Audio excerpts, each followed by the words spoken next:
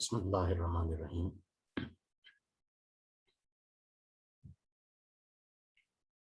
Welcome to our YouTube channel, Maqsood Ali Abbas. This channel is a learning hub for BS and MS classes. आप हमारे channel को subscribe कीजिए, इसके lectures को share कीजिए और लाइक कीजिए।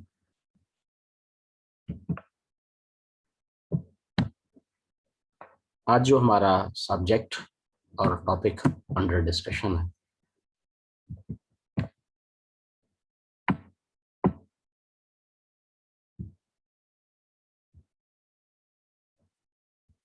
सब्जेक्ट है जी हमारा complex analysis 2। Subject complex analysis 2 और जो टॉपिक हम आज कवर करेंगे, an overview of Cauchy integral formula, singularity or singular point, pole, definition of residue, calculation of residue, Cauchy residue theorem। असल में हमने पढ़नी नेक्स्ट टॉपिक जो है कॉम्प्लेक्स एनालिसिस 2 के जो सिलेबस में शामिल टॉपिक हैं वो हमने पढ़ने हैं। डॉक्टर इकबाल की कॉम्प्लेक्स एनालिसिस जो बुक है, फंडामेंटल ऑफ कॉम्प्लेक्स एनालिसिस, इसके चैप्टर 8 को हमने पढ़ना है। लेकिन कुछ मुबादियात हैं जो कि हमारी ज़रूरत हैं, जिनका पढ़ा जाना बहुत ज़रूरी है ताकि हमारे कॉन्सेप्ट्स क्लियर हो सके। इस हवाले से हमारा ये कुछ बुनियादी फंडामेंटल चीज़ें हैं जिनकी आप रिवीजन समझ लें कि हम रिवीजन करेंगे, एक दफ़ा इन्हें ताज़ा करेंगे ताकि हमें बाद में चैप्टर 8 पढ़ने में दुश्वारी ना आए। तो चैप्टर 8 में चूंकि एनालिटिक कंटिन्यूशन है, उसमें इम्पोर्टेंट टॉपिक हैं, इम्पोर्टेंट चीज़ें हैं।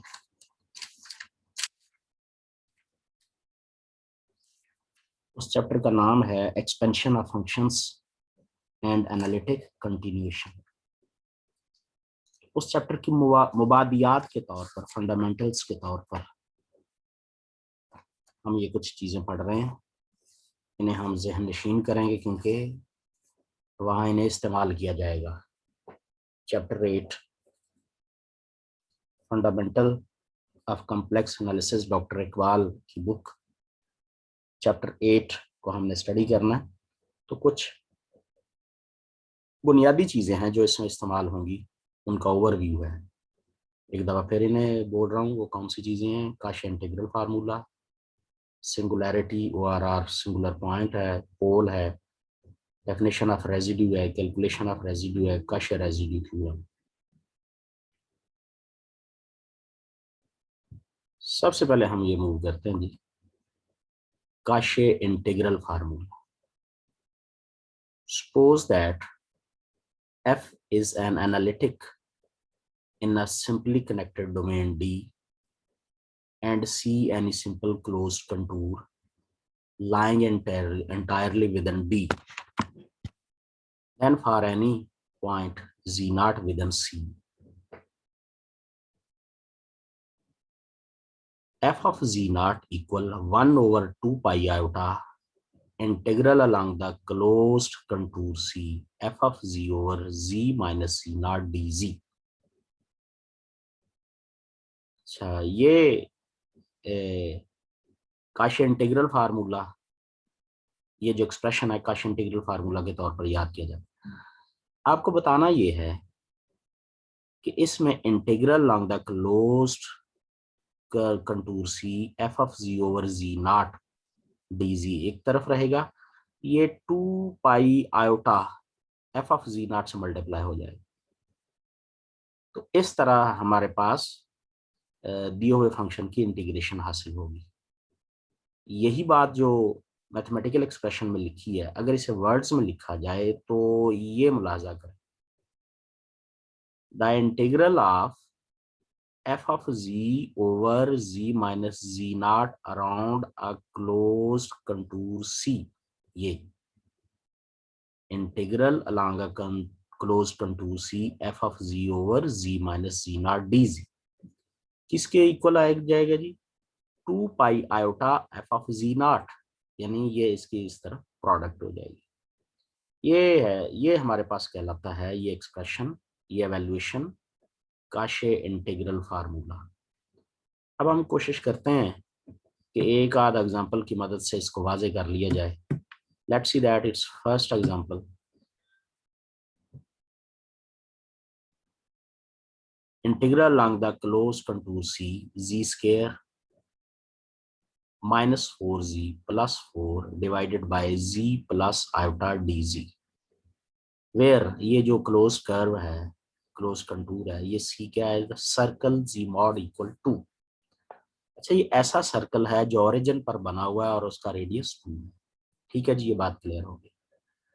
अब हमने जब काशे इंटीग्रल फार्मूला लगाना है तो आपको इस क्वेश्चन की चीजें इससे मैच करवानी है।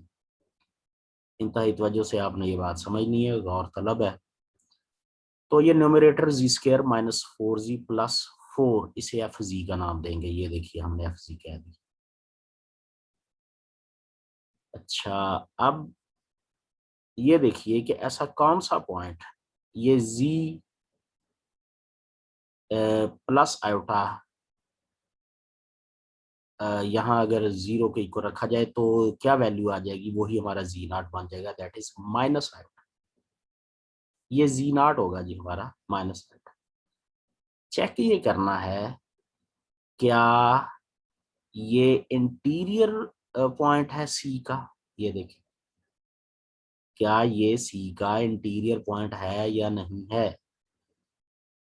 तो ये देखिए आप इसका मॉड लें आयोटा, तो इसकी मॉडुलस वैल्यू इस सर्कल के अंदर लाई करेगी, क्योंकि ये सर्कल 2 रेडियस का है, जबकि इसकी मॉडुलस वैल्यू हमारे पास इस सर्कल के अंदर ही लाई करेगी। ये देखिए कोऑर्डिनेट एक्सिस में एक्स एक्सिस के अलॉन्ग रियल एक्सिस होता है, वाई एक्सिस के अलॉन्ग हमारे पास इमेजिनरी एक्सिस होता है। तो वाई एक्सिस के अलॉन्ग अगर आप ऊपर की तरफ जाएं तो पॉजिटिव वैल्यूज होती है, और इमेजिनरी एक्सिस अगर आप डाउनवर्ड जाएं तो नेगेटिव वैल्यूज होती है। तो माइनस ओरिजिन पर 2 यूनिट का सर्कल बना हुआ है ओरिजिन पर, इसका मतलब है माइनस आयोटा फिर ये सर्कल के अंदर लाई करेगी। अगर -2 आयोटा होता तो वो बाउंड्री पर आता, इसका मतलब ये इंटीरियर पॉइंट है। तो ये हमारी कंडीशन पूरी हो चुकी है। ये क्लोज, सिंपल क्लोज कंटूर भी है क्योंकि सर्कल है, और जो जी नॉट है हमारे पास माइनस आयोटा वो भी इसके अंदर ही लाई कर रहा है। अब देखते हैं कि फंक्शन एनालिटिक ऑल पॉइंट्स, सब बाकी सारे पॉइंट्स पर ये एनालिटिक। अब ये कैसे वैल्यूएट होगा, integral along the close contour C z square minus 4z plus 4 over z plus iota equal किसके आएगा, 2 pi iota into f of ji naught. ये एफ ऑफ जी है, ये जी नॉट इसमें लगाइए। जब इसमें लगाएंगे तो क्या बन जाएगा, माइनस आयोटा का square minus 4 into minus iota plus 4, जब इसे कैलकुलेट करेंगे एवेल्युएट करेंगे तो 3 प्लस 4 आयोटा। 2 पाई आयोटा को यहाँ इसके अंदर मल्टीप्लाई कीजिए 2 आयोटा का, तो हमारा रिजल्ट आ जाएगा पाई इंटू -8 प्लस 6 आयोटा। ये जी काशे इंटीग्रल फार्मूला की मदद से हमने सीखा, हमने देखा कि इंटीग्रल कैसे एवेल्युएट किया जाता है। Let's see that another example. हम एक और मिसाल की मदद से इसको देखते हैं।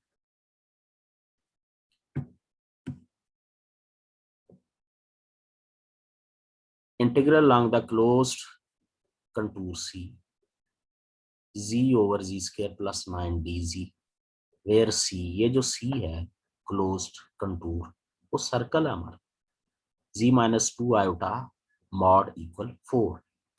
ये इक्वेशन एक सर्कल को रिप्रेजेंट करेगी। आपसे सवाल है कि ये अगर सर्कल है तो इस सर्कल का सेंटर कहां पर होगा? इसका सेंटर बनेगा 2 आयोटा पर। 2 आयोटा किधर है ये देखिए, 2 आयोटा ये इमेजिनरी एक्सिस है, 0, ये 1 आयोटा, ये 2, this is the centre of the circle. Radius 4 unit है, ये देखिए आपको नजर आ रहा है 4 यूनिट है।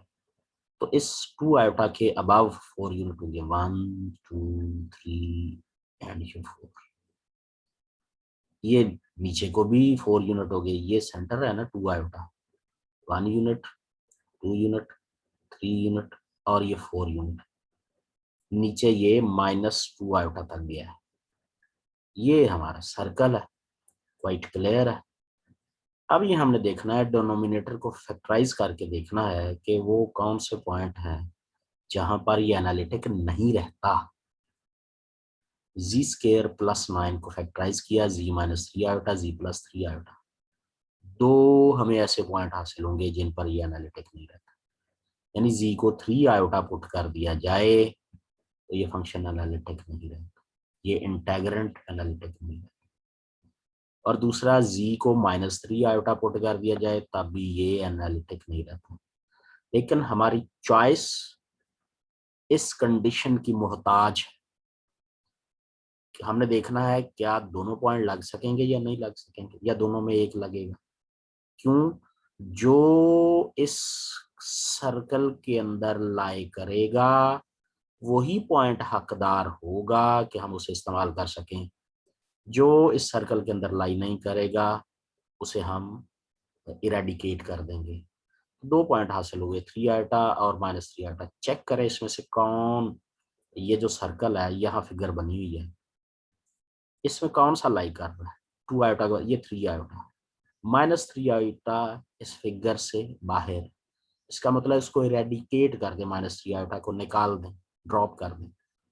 3 iota is the only point within the closed contour C. Contour क्या होता है?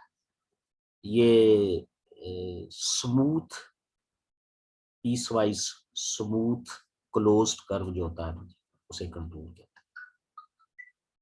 अच्छा, इसमें 3 आयोटा एक ही पॉइंट बचा, दूसरा इंटेग्रेंट दूसरे पर वो को हमने ड्रॉप कर देना। ठीक है जी। अब इंटेग्रेंट ये है z/z² + 9। हम क्या करेंगे, हमने z² + 9 के फैक्टराइज कर, उनमें से एक जो कंटूर के अंदर लाई करता है उसका पार्ट इधर रख लिया, दूसरा पार्ट z न्यूमरेटर के साथ मिला दिया। ये हमारा नया f(z) होगा। पहले आपको ये z लग रहा था f(z), लेकिन अब नया f(z) ये हो जाएगा। ये f(z) है। फंक्शन तमाम पॉइंट्स पर एनालिटिक है। ठीक है जी। ये इंटेग्रल f(z/z-3 आयोटा, तो काश इंटीग्रल फार्मूला क्या कहता है, 2 pi iota into f(z0). z0 का रोल 3 आयोटा ने प्ले करना। जब 3 आयोटा इसमें पुट करें तो 3 iota over 3 iota plus 3, that is 3 iota over 6 iota. Cancellation के बाद पाई आयोटा, ये हमारे पास आंसर आ जाएगा। तो ये था हमारे पास काशे इंटीग्रल फार्मूला। चूंकि मैंने आपको पहले भी बताया है कि हमने ये सारे जो फार्मूले हैं ये इस्तेमाल करने हैं expansion of functions and analytic continuation chapter 8। तो काशे इंटीग्रल फार्मूला आपने पढ़ लिया, 2 एग्जांपल्स भी कर लें, एक दफा फिर आप देख लें। काशे इंटीग्रल फार्मूला की ये स्टेटमेंट है, if f is analytic at all points within and on a simple closed contour C, and z0 is any point interior to C, then f of z0 equal 1 over 2 pi iota integral along the closed contour C f of z over z minus z0 dz। ये है काशे integral formula. जब evaluation करते हैं तो ये integral और ये integrand इधर रह जाता है, ये 2 पाई आयोटा को यहाँ एफ ऑफ जी नॉट से मल्टीप्लाई कर दिया जाता है, जिससे हमारे पास इसका रिजल्ट हासिल होता है। ये देखिए, f of ji over ji minus ji naught integral along the closed curve to 2 pi iota into f of z naught। ये आज हमने काश इंटीग्रल फार्मूला पढ़ा। अच्छा, काश इंटीग्रल फार्मूला दो फार्मूले हैं बुनियादी तौर पर। हमने पहला फार्मूला पढ़ा काशिस टू इंटीग्रल फार्मूला, इसके दो फार्मूले। ये फर्स्ट फार्मूला हमने पढ़ा है, इसका सेकंड फार्मूला क्या है? सेकंड फार्मूला ये है, ये फॉर डेरिवेटिव्स, जहां डेरिवेटिव इन्वॉल्व होते हैं वहां पर ये फार्मूला लगाया जाता है। जरा एक नजर देखते हैं। Suppose that of is analytic in a simply connected domain D and C is a simple closed contour lying entirely within the domain D. Then for any point Z naught within C, f of nth order derivative of Z at Z naught equal n factorial over 2 pi iota integral along the closed contour C f of Z over Z minus Z naught power n plus 1 dz। ये second formula है Cauchy integral formula for derivatives. तो सरेदस इसकी फौरी तौर पर हमें ज़रा implication नहीं करनी, इसे अप्लाई नहीं करना, हमें अप्लाई करना है ये फार्मूला, ये वाला काश इंटीग्रल फार्मूला, और इसकी ये एवेल्यूएशन, ये जो रिजल्ट है 2 pi iota into F of C. ठीक है जी। तो ये काश इंटीग्रल के बाद अब हम आगे बढ़ जाएंगे, तो देखेंगे सिंगुलैरिटी क्या है।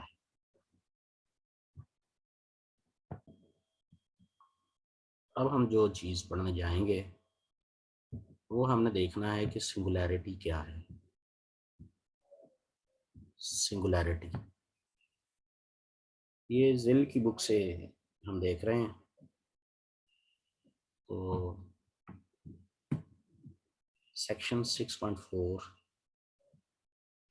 पेज 336 सिंगुलैरिटी की तरफ बढ़ते हैं कि ये डेफिनेशन क्या है। What is a singularity? Page 336 chapter 6 है।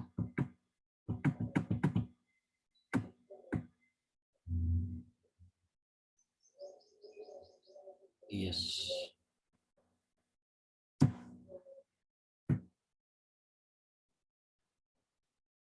6.4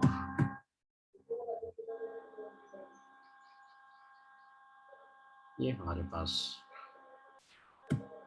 आ गया जी।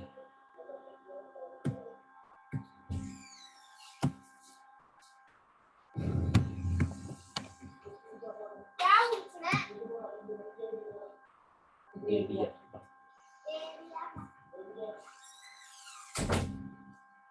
6.4 सिंगुलैरिटी।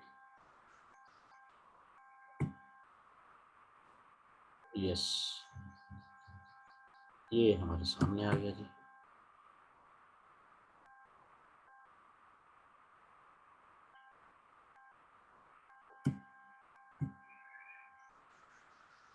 Singularity, yes.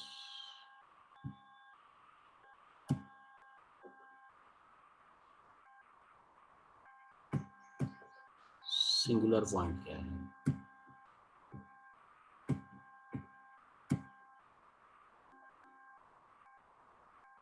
इसमें दो तरह की बातें आपके सामने रखी जाएंगी। एक ये होगा कि हमारे पास दिए हुए एक्सप्रेशन में, दिए हुए क्वेश्चन में अगर कोई फंक्शन किसी पॉइंट पर एनालिटिक नहीं रहता तो वो उसकी सिंगुलैरिटी कहलाता है। से हम क्या नाम देंगे, सिंगुलैरिटी का नाम देंगे।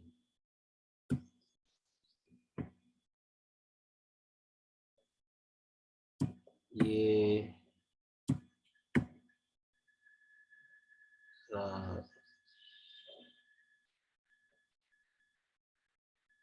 चारों तरफ क्लियर हो जाए किसी तरह से।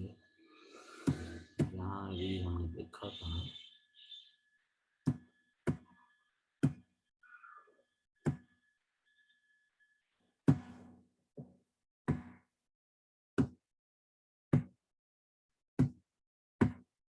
ये सारी सीरीज हैं। ये फिर उधर ही आगे बढ़ते हैं, चलते हैं पेज 336 पर ही आगे बढ़ जाते हैं।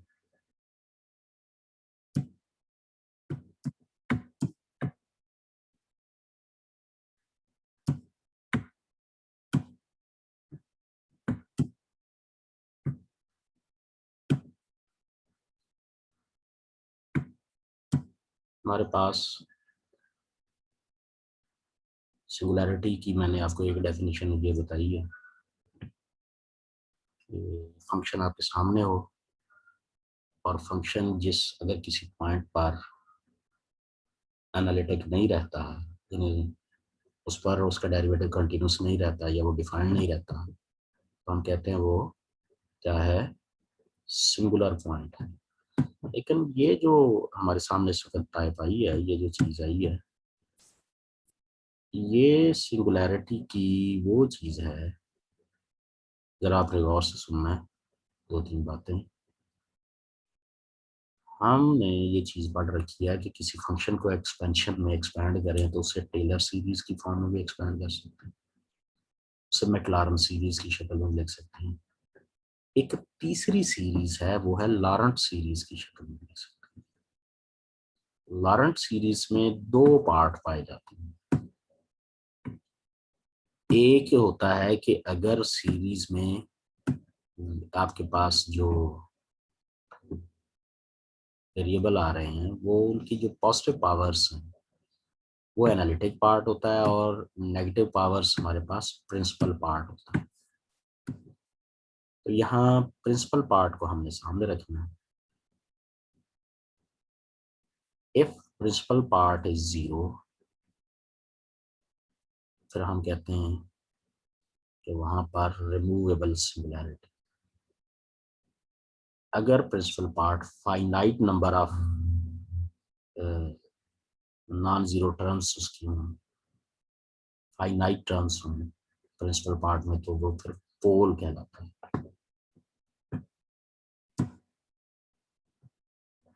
और अगर पोल ऐसे हो कि ऑर्डर कोई ना हो तो सिंपल पोल होगा, लेकिन अगर पावर होगी, ऑर्डर होगा, तो वो ऑर्डर एन कहलाते हैं। ये टेबल से जरा ज्यादा क्लियर हो जाएगा। लॉरेंट सीरीज एक्सपेंशन, इसको जरा मद्देनजर रखें। ये देखें दो तरह के पार्ट हैं, एक ये नजर आ रहा है, एक ये नजर आ रहा है। ये वो यहाँ पर ये आपके पास जो टर्म्स आ रही हैं, वेरिएबल जो आ रहे हैं जी माइनस जी नॉट, वो पॉजिटिव पावर में आ रहे हैं, लेकिन यहाँ पर नेगेटिव पावर में आ रहे हैं। जो पॉजिटिव पावर में आ रहे हैं उसे एनालिटिक पार्ट कहना, इनको हमने प्रिंसिपल पार्ट कहना। अगर लॉरेंट एक्सपेंशन में हमारे पास प्रिंसिपल पार्ट मौजूद ही ना हो, एब्सेंट हो, तो फिर हम इसे रिमूवेबल सिंगुलैरिटी कहते हैं।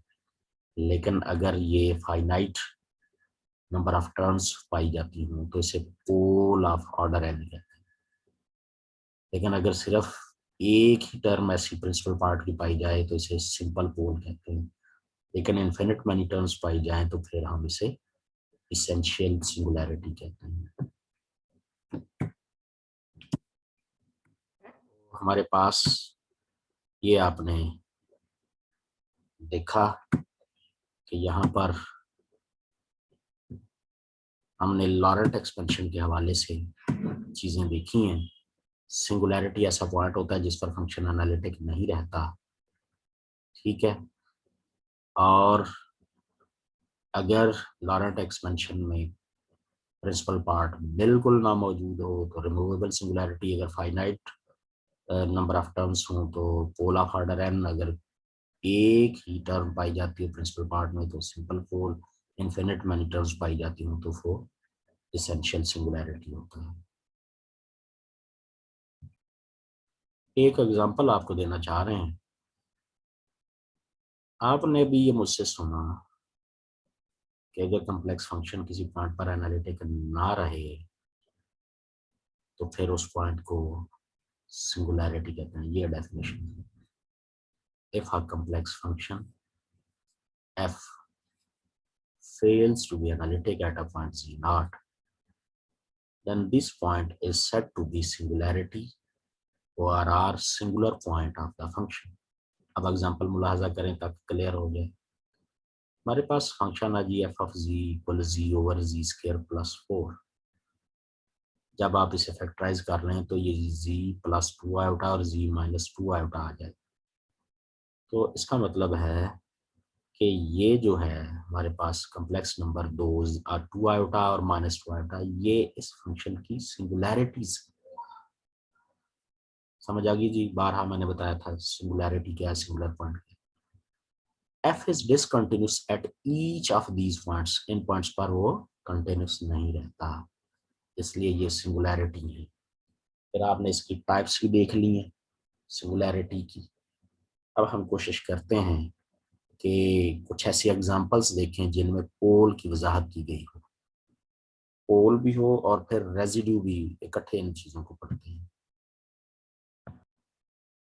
ये जी हमारे जो कॉन्सेप्ट्स हम पढ़ रहे हैं, रिवाइज कर रहे हैं, उनमें अगला हम देखते हैं रेजिड्यू क्या है,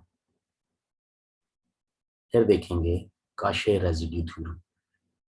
रेजिड्यू ये है F of Z, residue of the function F of Z. ये डेफिनेशन आ रही है, नोट फरमा लें, रेजिड्यू की डेफिनेशन नोट फरमा लें। Residue of F of z at z equal z naught is limit z minus z approach, limit z approaches to z naught, z minus z naught f of z। ये जो limit exist कर जाए तो जो answer आएगा उसका नाम b1 रख दिया जाए, तो ये रेजिड्यू होगा। ये क्या होगा जी? रेजिड्यू होगा। और अगर बात करें लॉरेंट एक्सपेंशन की तो वहां पर जो हमारे पास प्रिंसिपल पार्ट की पहली टर्म होती है उसका coefficient 1/z minus C not, इसका जो कोएफिशिएंट होता है उसको भी b1 कहते हैं। तो इस कोएफिशिएंट को या फिर ये लिमिट एग्जिस्ट कर जाए या इस एक्सपेंशन में ये कोएफिशिएंट मिल जाए, उसे हम residue of the complex value function कहते हैं। अच्छा, इस डेफिनेशन को देखने के बाद हम जरा कुछ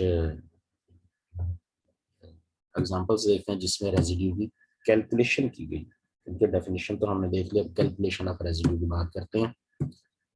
तो पहले ऐसे फंक्शन देखे जहां पर सिंपल पोल है, इस एग्जांपल से वाजे करते हैं। कहते हैं calculate the residue of F of z, z cube, z minus 1, z minus 2, z minus 3। अच्छा, इससे पहले एक और कंसेप्ट मुलाहाजा कर लें। कहता है जी रेजिड्यू एट इन्फिनिटी कैलकुलेट करना, तो क्या तरीका है? रेजिड्यू एट इन्फिनिटी कैलकुलेट करना हो तो उसका ये तरीका है कि आपके पास जो फंक्शन है एफ ऑफ जी, उसमें 1/z रिप्लेस कर दें, फिर ये वाली लिमिट लगाएं, limit z approaches 0 minus F of 1/z divided by z, या फिर limit z approaches 0 minus z F of z। ये जब डेफिनेट वैल्यू आ जाए तो ये इस कैलकुलेशन का मतलब होगा कि हमने रेजिड्यू इन्फिनिटी पर कैलकुलेट कर लिया। वर्ड्स में क्या कहते हैं? Residue of F of z at infinity is the coefficient of 1/z with its negative sign, with its sign changed in the expansion of f of z। तो ये mathematical expression आपने याद रखना, ये लिमिट एग्जिस्ट कर जाएगी, हम ये कहेंगे कि ये हमने रेजिड्यू एट इंफिनिटी कैलकुलेट किया। अब रेजिड्यू कैलकुलेट करने का तरीका सीखें। ये फंक्शन अगर z1 लग जाए ये 0 हो जाएगा, इसका मतलब है ये इंटेग्रेंट जो है ये कम्प्लेक्स वैल्यूड फंक्शन एनालिटिक नहीं रहेगा। 2 लग जाए फिर भी नहीं रहेगा, 3 लग जाए फिर भी नहीं रहेगा। अब आप ये देखें, ये सिंपल पोल्स, इन पर कोई पावर नहीं। अगर ये पावर होती तो फिर हमने पोल का ऑर्डर बताना था। अभी ये सिंपल पोल, तो कैलकुलेशन देखें, residue of the function eight 1, ठीक है जी, z इक्वल 1। तो क्या तरीकाकार होगा जी, z-1 into f of z at z equal 1। जब हम ये लगाएंगे z-1 को इस फंक्शन से मल्टीप्लाई, ये वाला फंक्शन इस फंक्शन से मल्टीप्लाई कर दीजिए, ठीक है जी। तो ये z-1 से कट जाएगा, जो शायद बाकी बात जाएगी वो ये होगी। फिर इसमें ये पॉइंट ये 1 दर्ज कर दीजिए, ये इसका रेजिड्यू कैलकुलेट होगी। फिर से जरा डेफिनेशन पर वापस चलते हैं। क्या पढ़ा था आपने डेफिनेशन में, ये देखिए, अगर z0 पर कैलकुलेट कर रहे हैं ना जी, तो z-z0, ठीक है जी, फिर f ऑफ z, उसमें फिर ये पॉइंट पुट कर देना हमें। तो ये देखिए, ये 1/2 इसका रेजिड्यू। अब इसी फंक्शन का रेजिड्यू एट z इक्वल 2 पर कैलकुलेट कीजिए, तो z-2 into f of z, ये z-2 वाला टर्म काट जाएगी, जो बाकी बच जाएगा उसमें ये z की वैल्यू 2 लगा दीजिए, -8 आ गई। लाइकवाइज z इक्वल 3 पर रेजिड्यू कैलकुलेट कीजिए, z-3 into f of z, z-3 वाली टर्म कट जाएगी, जो बाकी बच जाएगा उसमें z इक्वल 3 अप्लाई कर दिए, ये आ गए।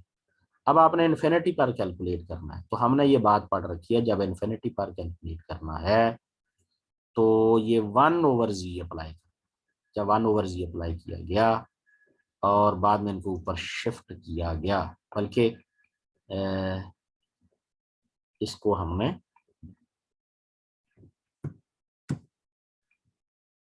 ऊपर जब शिफ्ट किया तो पावर इसकी -1, ये माइनस इसके साथ अटैच हो गई, इसकी -1 और इसकी भी -1 आ गई। अब आप क्या कीजिए, यहाँ पर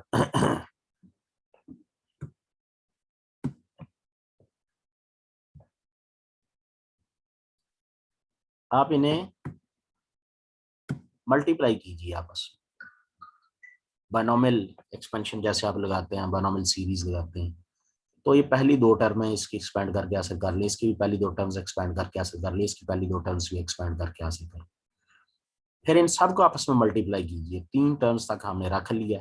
तो 1/z का जो कोएफिशिएंट आ रहा है वो 6 है, उसका साइन चेंज कर दें, दैट इज -6। यही है हमारा residue of the function at infinity.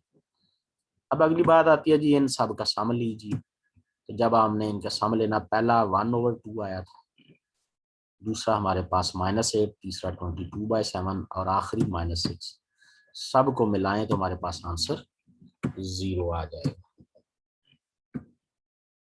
अब अगली बात, ये हमने देखी एग्जांपल, इसकी देखिए जी, ये हमने देखी है फाइनाइट, अगर पोल सिंपल पोल था, सिंपल पोल था। ये एक और एग्जांपल आ गई, इसमें सिंपल पोल नहीं है, ऑर्डर 3 है, ये देखें पावर 3 लगी। तो किस पॉइंट पर ये एनालिटिक नहीं रहता, z इक्वल आयोटा पर ये एनालिटिक नहीं रहता।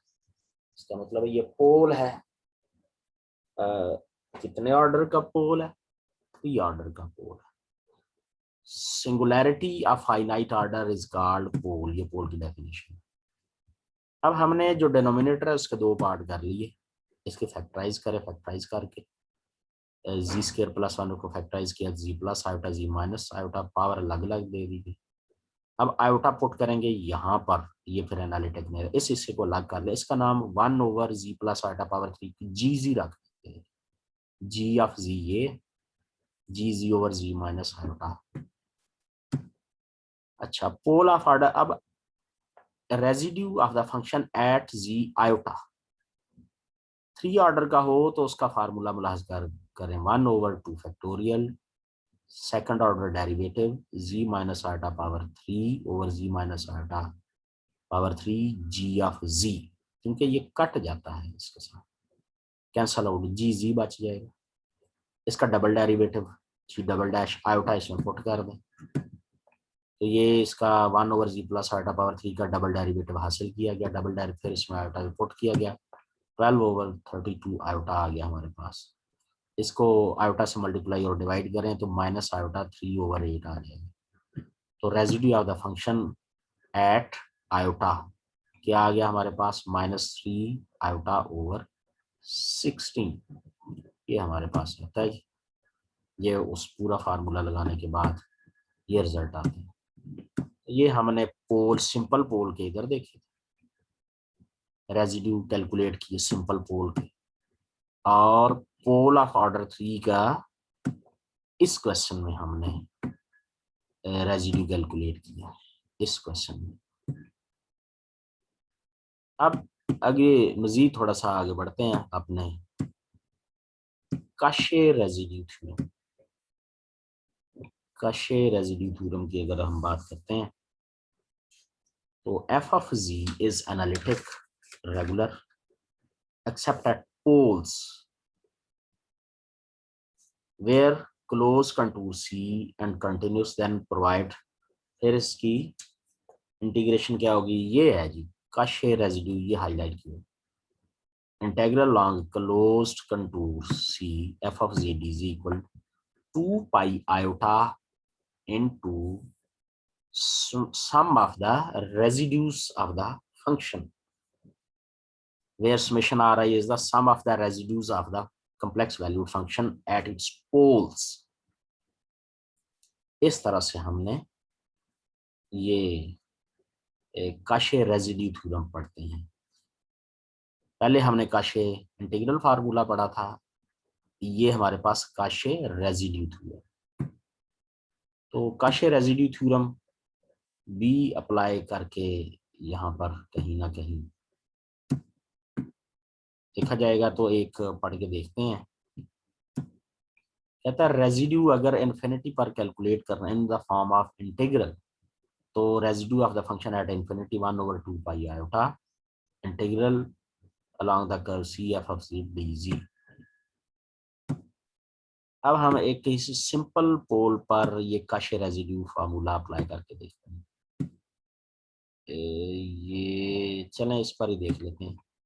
एक एग्जांपल है जी, sine ji over ji four integral along the closed curve C dz equal -pi iota over 3, ये प्रूव करना है। Where Cn closes the point z equal 0।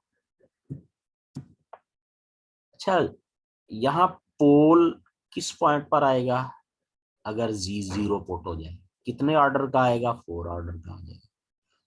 4 order का आ जाए तो रेजिड्यू कैलकुलेट करने का formula, residue of the function at z equal 0 equal 1/3 factorial, चूंकि 4 order का पोल है तो 1/3 फैक्टोरियल 3 ऑर्डर का डेरिवेटिव किसका, f of z sine ji over ये जी4 कट जाएगा साइन जी का, तो जब इसके 3 ऑर्डर के डेरिवेटिव लें 1/6 भी है, एंड पे जी 0 पुट करके -1/6 आ जाता है हमारे पास।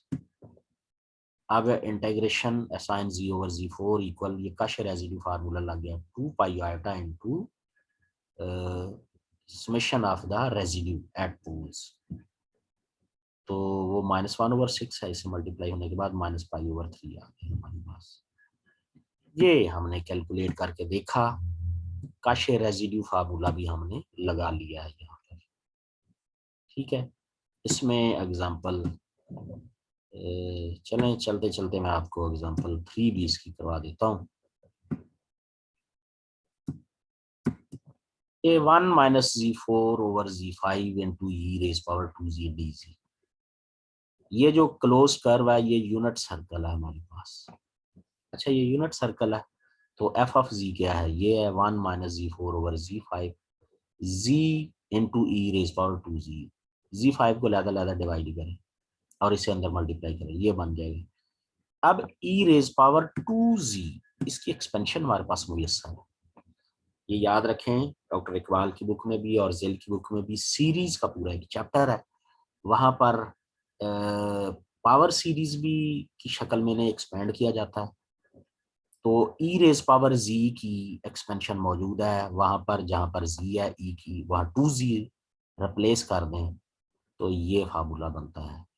ई रेज पावर 2z की एक्सपेंशन लगाई, यहाँ भी ई रेज पावर 2z की एक्सपेंशन लगाई। अब कहाँ से लाएंगे, ये डॉक्टर इकबाल की बुक और जिल की बुक दोनों की किताबों में सीरीज का जो चैप्टर है वहां पर साइन जी की एक्सपेंशन है, कॉस जी की एक्सपेंशन है, ई रेज पावर जी की एक्सपेंशन, सारी एक्सपेंशन मौजूद है।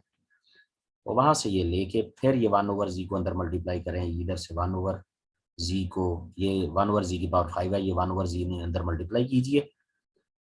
ठीक, तो 1/z की टर्म्स देखनी है कौन सी रह जाएंगी, तो ये यहाँ पर आएगा, तो यहाँ 1/z, ये जब 1/z5 आएगा तो यहाँ कट होने के बाद 1/z बच जाएगा, दो जगहों पर आ जाएगा, इधर से -1, इधर से 16/24। जब ये अंदर मल्टीप्लीकेशन होगी तो 1/z एक दफा इधर आएगा, एक दफा इधर आएगा, तो 16/24 -1 कैलकुलेट करें, -1/3, ये जी रेजिड्यू कैलकुलेट हो गया। अब काशे रेजिड्यू थ्योरम लगाएं तो 2 pi iota into summation sum of the residue at poles minus 2 2 pi iota और -1/3 हमने कैलकुलेट किया, मल्टीप्लाई करें -2/3 पाई आयोटा, ये आ गया जी। अच्छा, ये एग्जांपल 4 जो है इसमें भी सिंपल पोल्स हैं, Z1 पर पोल है, Z2 पर पोल है, Z3 पर पोल है, और जो क्लोज कर्व है वो सर्कल है 5 रेडियस का। ठीक है, तो ये सारे पॉइंट्स पर उसने एवेल्युएट करना है पोल, रेजिड्यू कैलकुलेट करना है। पहले 1 पर कैलकुलेट किया, फिर 4 पर कैलकुलेट किया, फिर -3 पर कैलकुलेट किया, फिर इन सारे रेजिड्यूज का सम कर लिया। सम करने के बाद काशे रेजिड्यू फार्मूला लगाया, 2 pi iota into summation of residues, जो कि आंसर 1 आता था, तो 2 पाई आयोटा ये आंसर आ गया मेरे पास। तो ये आज हमने इन डिटेल देखा। तो कमेंट सेक्शन में आपने सब सवालों के आपने जाके आंसर अगर लिखें तो बहुत बेहतर होगा। वो कौन से हैं जी, ये है Cauchy integral formula, singularity, pole, residue, formula of the calculation of residue, और आखिर में काशे रेजिड्यू थ्योरम, ये 6 बनते हैं। आज का लेक्चर ऐसे ही, ये सुपर इम्पोर्टेंट लेक्चर है। ये अगर अच्छी तरह समझ आ गया तो हम फिर 8वां चैप्टर भी आसानी से पढ़ लेंगे।